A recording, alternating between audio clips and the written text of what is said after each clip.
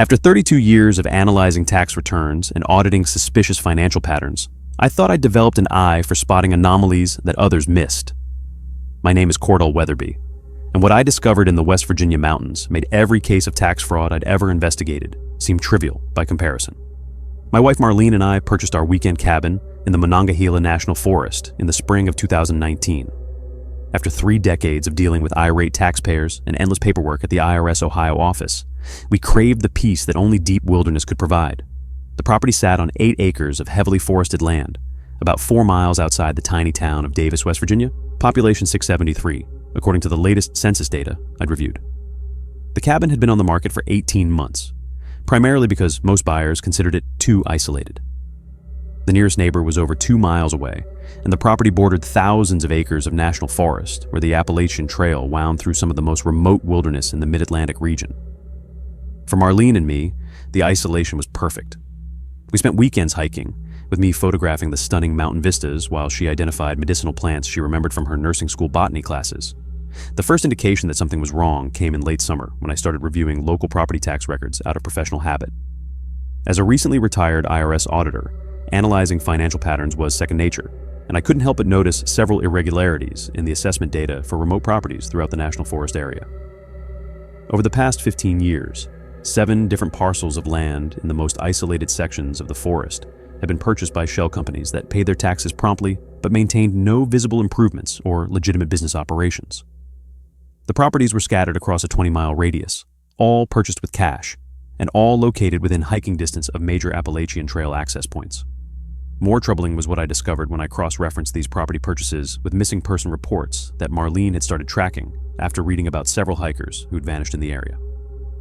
As a former charge nurse, she had a natural instinct for identifying patterns in medical emergencies, and the missing hiker cases had triggered her professional concern.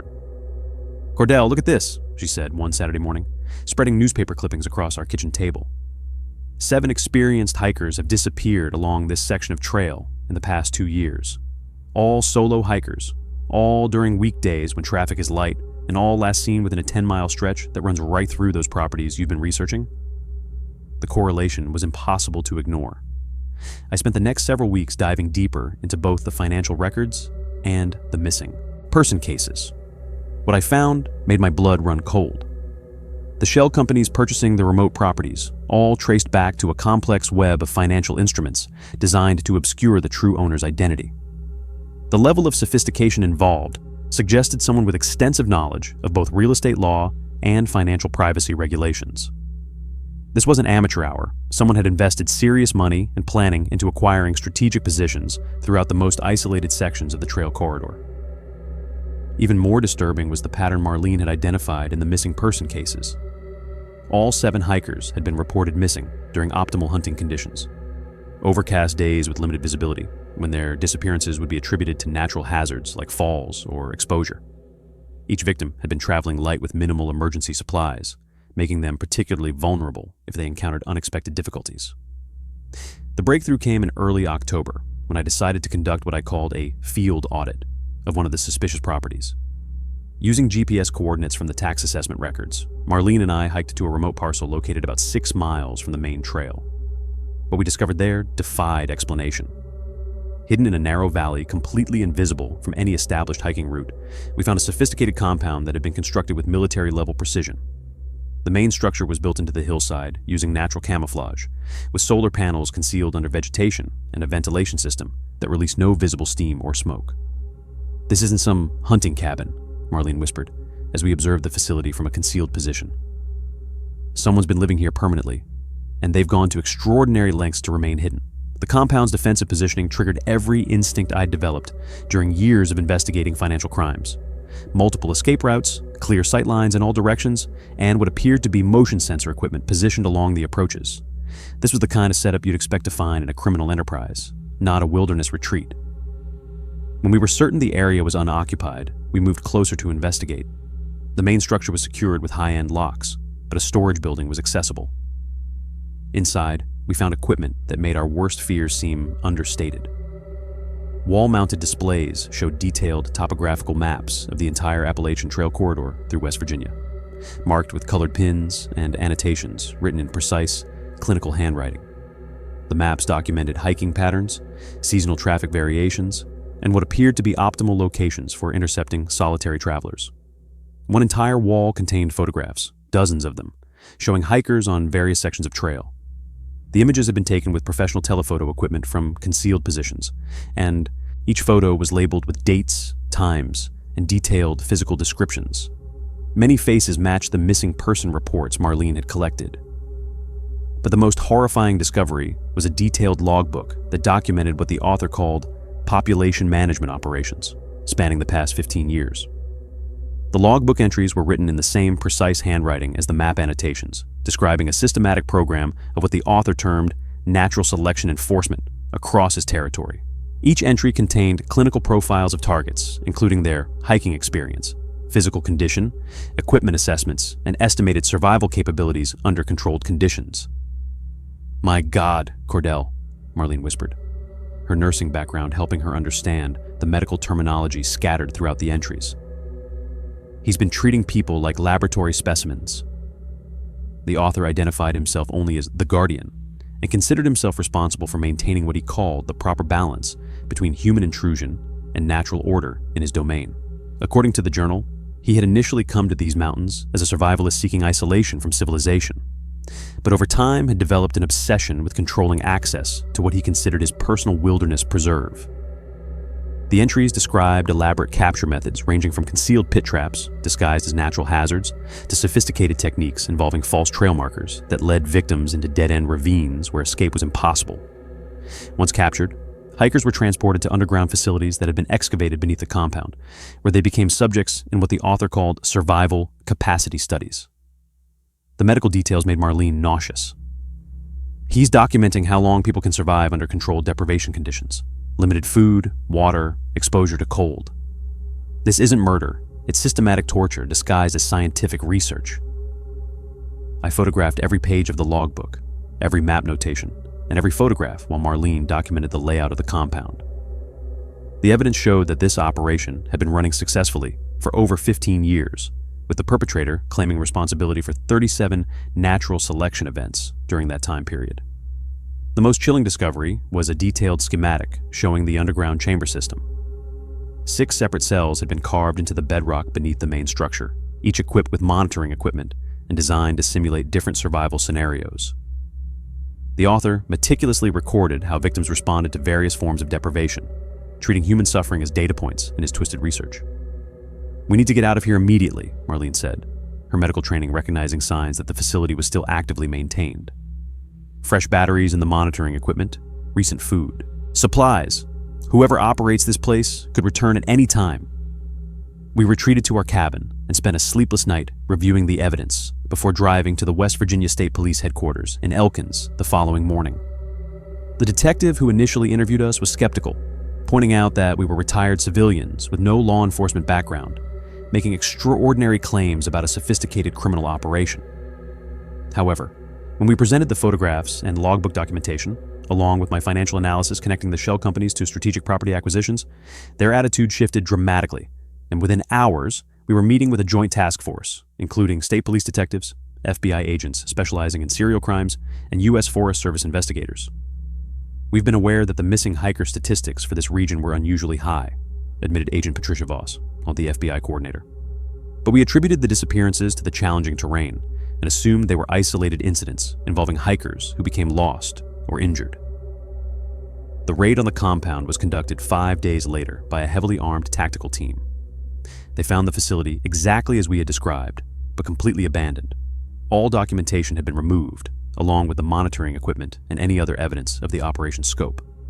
However, the underground chambers were still there, confirming the most horrifying aspects of the logbook entries. Forensic analysis recovered DNA evidence from at least 14 different individuals, several of whom matched missing person reports from the past 3 years. The chamber system was even more extensive than the schematic had indicated, with additional rooms containing what appeared to be surgical equipment and specimen preservation facilities. This individual wasn't just killing people, Agent Voss explained during our debriefing. He was conducting systematic studies of human survival limits under controlled conditions. The level of preparation and documentation suggests someone with advanced scientific training, possibly medical or research background. The investigation team also discovered the broader scope of the surveillance network: motion sensors, concealed cameras, and buried communication cables extending throughout a 40-square-mile area of the national forest. The entire system had been designed to track and intercept hikers across multiple trail access points, creating what amounted to a high-tech hunting preserve where victims could be selected and captured without anyone realizing they were missing until search efforts began days later. Despite extensive investigation and coordination with federal agencies, the perpetrator was never apprehended. Evidence suggested he had been monitoring law enforcement communications and had abandoned the operation before the raid could be executed.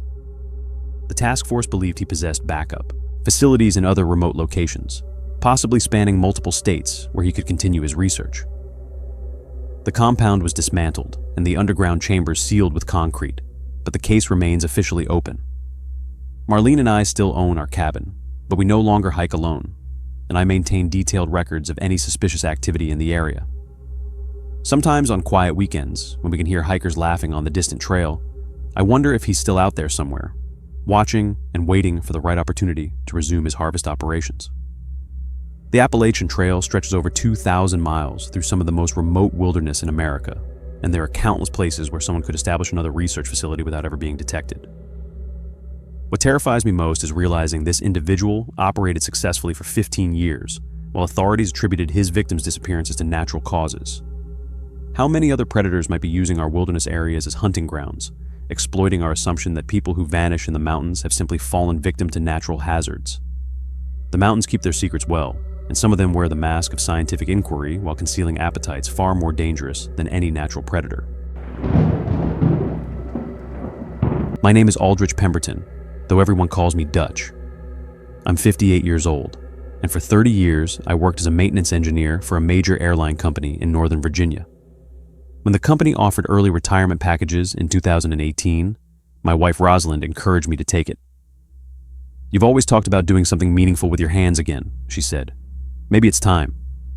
She was right. After 3 decades of ensuring aircraft safety through meticulous engineering protocols, I found myself craving work that connected me directly to the physical world. In 2019, we moved from our suburban home to a modest house in the Shenandoah Valley, just 15 minutes from the entrance to Shenandoah National Park. I had been hiking sections of the Appalachian Trail since my 20s, but now I wanted to give back to the trail community that had provided me with so much peace over the years. My engineering background made me particularly valuable for infrastructure maintenance work, repairing wooden bridges, installing new trail markers, and maintaining the emergency communication stations that provided vital links between hikers and park rangers. The Virginia section of the Appalachian Trail spans over 500 miles, and keeping the infrastructure safe and functional requires constant attention. I volunteered with the Potomac Appalachian Trail Club, taking responsibility for a 12-mile section between Thornton Gap and Swift Run Gap. The work was exactly what I had hoped it would be: challenging, purposeful, and conducted in some of the most beautiful wilderness in America. During my first year, I established a routine of hiking my assigned section twice each week, once to inspect the infrastructure and once to perform any necessary repairs or maintenance. I carried a comprehensive toolkit and maintained detailed logs of every bridge, boardwalk, and trail marker in my section. My airline experience had taught me that safety systems only work when they are meticulously maintained and regularly inspected. The hiking community was everything I had expected it to be: grateful, respectful, and filled with people who understood that the wilderness was something to be preserved and protected. I felt like I was finally using my skills for something that truly mattered, and Rosalind was delighted to see me so engaged and purposeful in my retirement. The first indication that something was wrong came in early spring of 2020, when I began receiving calls on my emergency contact number from people who claimed to represent unofficial trail maintenance groups that I had never heard of before. These callers would provide detailed information about infrastructure failures or safety hazards in remote sections of the trail, always emphasizing that these were urgent situations that required immediate attention from someone with my technical expertise. The requests always involved locations that were well off the main trail, accessible only through difficult terrain that would require several hours of hiking to reach. The callers would insist that I come alone because they were conducting unofficial maintenance work that park authorities might not approve of, and they didn't want to create bureaucratic complications. Initially, I assumed these calls were coming from volunteer groups that were operating independently of the official trail club structure. There are always dedicated hikers who take it upon themselves to perform maintenance work without going through formal channels, and I respected their commitment to trail safety. I responded to 3 of these calls during March and April, hiking to remote locations with my tools and equipment to address what were supposedly critical infrastructure failures. In each case, when I arrived at the specified coordinates, I found exactly the type of problem I had been told to expect: a damaged bridge, a compromised trail marker, or a hazardous section of boardwalk. However, there were details about these situations that gradually made me uncomfortable. The infrastructure damage always seemed to be recent, but it didn't match the patterns of wear and failure that I would expect based on my engineering experience. The damage looked deliberate rather than the result of normal weathering or hiker traffic. More disturbing was the fact that in each location, I noticed evidence that multiple people had been camping in the area for extended periods, even though these were remote sites where overnight camping was not permitted. I found fire rings, food storage containers, and temporary shelters that suggested organized groups were using these locations as base camps. Most unsettling of all was the behavior of the few hikers I encountered during these repair missions. They seemed disoriented and confused, often unable to provide clear explanations of where they were heading or how long they had been on the trail. Their gear was either inadequate for the conditions or appeared to be brand new, suggesting they were inexperienced hikers who had somehow ended up in very remote and challenging terrain. The pattern became undeniably clear during my 4th response call in late April. I was contacted by someone who claimed that a critical bridge had collapsed near a backcountry camping area, creating a dangerous situation for hikers who might attempt to cross the stream during high water conditions. The caller provided precise GPS coordinates and emphasized that the bridge needed to be inspected immediately to determine whether it could be temporarily repaired or needed to be completely replaced. The location required a 3-hour hike through dense forest to reach, but the caller's description of the infrastructure failure was detailed enough that I believed it was a legitimate emergency. When I arrived at the coordinates, I found the bridge exactly as described: a wooden span across a fast-moving creek that had partially collapsed, creating a serious hazard for anyone attempting to cross. However, while I was conducting my engineering assessment of the damage, I realized that we were being observed by at least 4 people who had positioned themselves in concealed locations around the bridge site. When I called out to them and asked whether they were part of the maintenance group that had contacted me, they disappeared into the forest without responding. The realization that we were not alone made me immediately suspicious. In 30 years of aircraft maintenance, I had developed an acute awareness of when situations deviated from normal parameters, and everything about this scenario was triggering those instincts. I decided to examine the bridge damage more carefully, applying the same systematic analysis I would use to investigate a mechanical failure in aircraft systems. What I found convinced me that the bridge had been deliberately sabotaged. The support beams showed clean breaks that could only have been created by tools, and the pattern of damage was designed to make the structure appear unsafe, while actually requiring minimal effort to repair. Someone had created a convincing emergency that would draw maintenance personnel to this remote location. As I was documenting the evidence with my camera, I heard voices coming from the forest around the collapsed bridge. At least 2 people were having a quiet but intense conversation about the schedule and whether the engineer could be processed at this location or needed to be moved to the main facility. The clinical terminology they used made my blood run cold. I realized that I was not responding to a legitimate infrastructure emergency, but had been lured to this location as a potential victim of whatever operation these people were running. My engineering training had taught me to always have contingency plans. So instead of investigating further, I immediately began hiking back toward the main trail, using a route that would take me away from the voices I had heard. During the 2-hour hike back to my vehicle, I had time to analyze the pattern of calls I had been receiving and the evidence I had observed during my previous repair missions. The conclusion was inescapable. Someone was using fake infrastructure emergencies to identify and isolate trail maintenance volunteers in remote locations where we would be vulnerable to whatever they had planned. The disoriented hikers I had encountered were not confused tourists, but people who were being held against their will and used as bait to make the emergency scenarios appear legitimate. The camping equipment and temporary shelters were part of a mobile operation that could be quickly relocated to avoid detection by park authorities. When I reached my truck, I drove directly to the nearest location with reliable cell phone coverage and contacted the Virginia State Police. I provided them with detailed information about the location of the sabotage bridge and described the suspicious circumstances surrounding all 4 of my recent repair calls.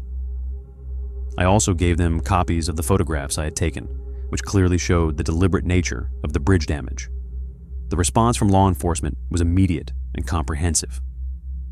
Virginia State Police coordinated with the National Park Service and the FBI to conduct simultaneous operations at all 4 locations where I had performed maintenance work. what they discovered was far worse than I had imagined. The investigation revealed a sophisticated human trafficking operation that had been active throughout the Virginia section of the Appalachian Trail for over 18 months. The traffickers were specifically targeting two groups: solo hikers who could be captured without being quickly reported missing, and experienced trail maintenance volunteers who could be manipulated into providing assistance or eliminated if they became suspicious. The operation used the reputation and network of legitimate trail maintenance groups to create fake emergencies that would draw volunteers to remote locations where they could be evaluated, recruited, or eliminated based on their potential usefulness to the trafficking network. Those who asked too many questions or seemed likely to report suspicious activities were marked for elimination.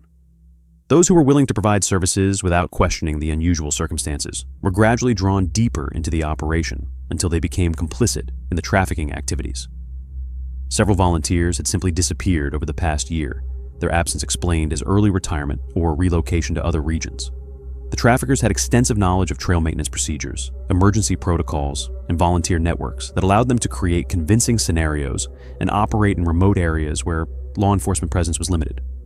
They had also infiltrated online trail maintenance communities where they gathered intelligence about volunteer schedules and identified potential targets. During coordinated raids throughout the Shenandoah region, authorities arrested 8 members of the trafficking network and rescued 6 victims who were being held in concealed facilities deep in the George Washington National Forest. However, investigation records indicated that at least 15 people who had been reported missing along Virginia trail sections over the past 2 years were never recovered. I testified in the federal trials that followed, but the experience fundamentally changed my relationship with the wilderness areas that had provided me with peace and purpose for most of my adult life. The trails that I had seen as refugees from urban complexity had been contaminated by predators who understood that our desire to help and protect each other could be weaponized against us. Rosalind and I moved back to Northern Virginia within 6 months of the investigation.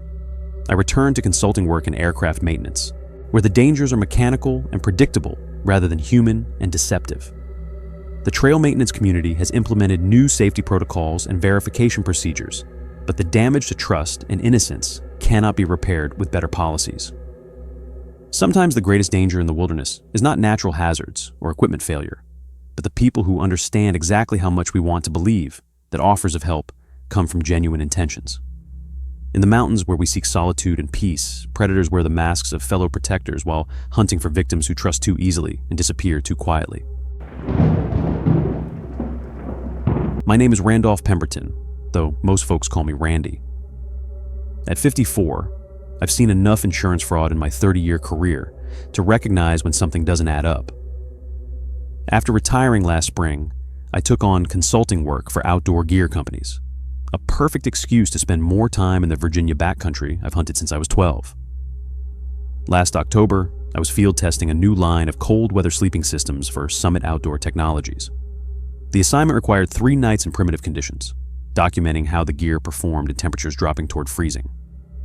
Linda wasn't thrilled about me heading into the mountains alone, but after 28 years of marriage, she knew better than to argue when I had that stubborn look in my eyes. I chose the Corbin Cabin area in Shenandoah's backcountry, a remote section where old homestead ruins dot the landscape like broken teeth. The stone foundations and collapsed chimneys tell stories of families who lived here before the park claimed their land in the 1930s. Most hikers stick to the popular trails, but I've always preferred the forgotten places where you can hear your own thoughts. The weather forecast called for a cold front moving through, exactly what I needed to properly test the gear. What they didn't predict was the early season ice storm that hit 6 hours ahead of schedule, coating everything in a treacherous glaze that made hiking treacherous and driving impossible. I reached the old Callaway homestead just as freezing rain began hammering the mountain. The stone cabin had been partially restored years ago by some optimistic park volunteer, leaving it more intact than most ruins. Heavy wooden shutters still hung on rusty hinges, and somebody had installed a new door that looked suspiciously out of place. Inside, the temperature felt 20 degrees warmer than the storm outside. The single room stretched about 15 feet square, with a functional stone fireplace and rough wooden benches built into the walls. What immediately caught my attention were signs of recent habitation, too recent for casual hikers. A neat stack of seasoned oak sat beside the fireplace, far more than anyone would carry in for a single night. Canned goods lined makeshift shelves, and a thick wool blanket was folded precisely on one bench alongside a metal cup and carved wooden bowl. Fresh ashes in the fireplace still held warmth, and the faint smell of wood smoke told me someone had been here within hours. I called out, but only my echo answered. Figuring the occupant was checking trap lines or gathering wood, I set up my gear on the opposite side of the cabin and started documenting the sleeping system's performance. The restored fireplace drew perfectly, warming the space quickly and giving me controlled conditions for my tests. Around midnight, heavy footsteps crunched through the ice outside. I grabbed my flashlight and cracked the door, shining the beam into the storm. A figure emerged from the darkness, a stocky man in layered wool clothing, carrying what looked like several dead rabbits over his shoulder. He introduced himself as Bo Calloway, explaining this cabin had belonged to his family before the park took it. He'd been maintaining it unofficially for the past few winters, using it as a base camp during hunting season. Bo was polite but wary, clearly unaccustomed to sharing his space. However, he acknowledged the storm made travel dangerous and agreed to let me stay, provided I respected his territory. Bo moved with the efficiency of someone who'd lived off the land for years. He skinned and prepared the rabbits using handcrafted tools, sharing the meat cooked over the fire with practiced expertise. His knowledge of these mountains was encyclopedic, every trail, creek, and landmark within 20 miles. As the night progressed, our conversation revealed disturbing details.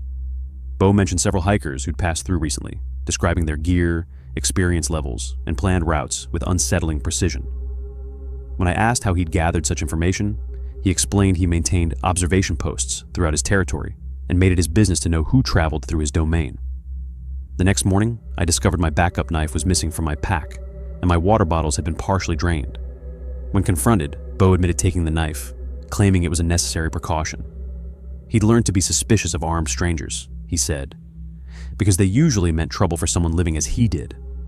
The ice storm continued through the second day with brutal intensity. Bo became increasingly agitated, frequently checking the shuttered windows and door as if expecting unwelcome visitors. He told me severe weather often drove desperate people to desperate acts, and isolated cabins like this attracted individuals fleeing law enforcement or other dangerous situations. That afternoon, while Bo was outside checking what he called his early warning system, I noticed items I hadn't seen before. Several backpacks of different sizes were tucked behind the stone benches, along with hiking boots, water bottles, and personal gear that clearly belonged to different people. My insurance investigator instincts kicked in as I examined the collection more closely. Inside the packs, I found wallets and identification cards belonging to at least 5 different hikers, all with recent dates from the past 2 years. More disturbing were the expensive items: GPS units, high-end camping gear, and jewelry that no serious hiker would abandon voluntarily. In my 30 years investigating suspicious claims, I'd seen enough staged accidents to recognize the signs. When Bo returned, I confronted him about the evidence. His demeanor shifted completely, becoming hostile and defensive. He claimed the items belonged to hikers who'd stayed here over the years and left things behind when they departed. But his explanation couldn't account for the identification cards and valuables that told a different story. That evening, Bo's behavior turned erratic. He blocked the door when I tried to step outside, insisting something was stalking the area and it was too dangerous to leave. He spoke of hikers who disappeared from this region over the past few years, their bodies never found. When I pointed out he seemed unusually knowledgeable about these disappearances, he accused me of being an undercover federal agent. I realized then that my insurance background had taught me to read people correctly. The missing hikers hadn't vanished due to accidents or getting lost. They had encountered Bo and whatever network he was part of. The expensive gear collection represented trophies from victims who'd sought shelter in the wrong place at the wrong time. On the third morning, with the storm finally breaking, I decided to leave regardless of Bo's objections. I packed quickly and headed for the door, but found it wouldn't budge. Bo stood guard with my stolen knife, making it clear he had no intention of letting me go. Anyone who knew about his operation was a threat that couldn't be allowed to reach the authorities. The confrontation was brief, but violent. Bo was skilled at wilderness survival, but not hand-to-hand combat. I managed to disarm him using techniques learned from years of investigating insurance fraud in rough neighborhoods. But when I tried to open the door, I discovered it had been secured from outside with some mechanical device. We were both trapped, and someone else was controlling our situation. Through the window, I spotted a figure moving through the trees about 50 yards away. The person wore modern winter clothing and observed the cabin through binoculars. When they realized I'd seen them, they melted back into the forest, but not before I caught sight of what appeared to be a radio in their hand. I spent the day trying to force the door and signal for help using my emergency GPS beacon. My cell phone had no service, but I managed to send a distress signal with my exact coordinates and a message indicating I was being held against my will. I also used the fireplace to create smoke signals, hoping someone would notice and investigate. Bo became increasingly panicked, admitting he wasn't working alone. There was a network of individuals using remote cabins throughout the Shenandoah backcountry to intercept hikers with expensive gear. They've been operating for years, staging wilderness accidents to cover their crimes and collecting insurance payouts when possible. That evening, I heard vehicles approaching. A search and rescue team had responded to my beacon and followed my GPS coordinates.